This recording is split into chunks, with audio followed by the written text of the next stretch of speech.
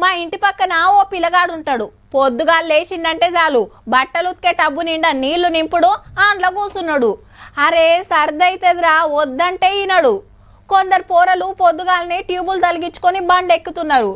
ఏడికి తమ్మి అంటే స్విమ్మింగ్ పూల్లో ఈత కొట్టొస్తామక్క అనబట్టిరి. ఇక ఊర్ల పొంట పోతే లొట్టె పీసు కట్టెలు మోపు కట్టుకొని పోతుంటారు. జరగిటు చూడుండ్రి ఎంత ముద్దుగా ఆడుతున్నారో.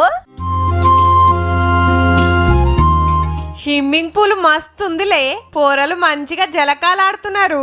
ఎండాకాలమాయే సురుకులకు వశపడక బావుల పొంట కాలువల పొంట పోతున్నారు.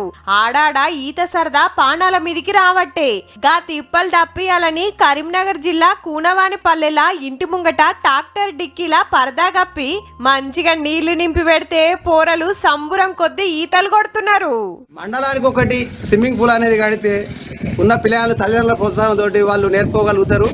ఇంటిలో ఉంటారు, ప్రాణాపాయం కూడా చాలా తప్పుతుంది. పట్నంలంటే స్విమ్మింగ్ పూల్ ఉంటాయి గాని ఊర్లలో ఉండవు కాబట్టి ఇంటికాడనే గీ సౌలతి వేసిండు.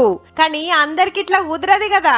గట్లనే ఈతల కొయ్యేదుంటే పోరలను ఒంటరిగా పంపకుండ్రి, వెనక మరలా పెద్దోళ్ళు కూడా పోన్రి. ఏటమటం అయ్యనా అంటే లేనిపోని పరిశాన్ మళ్ళా.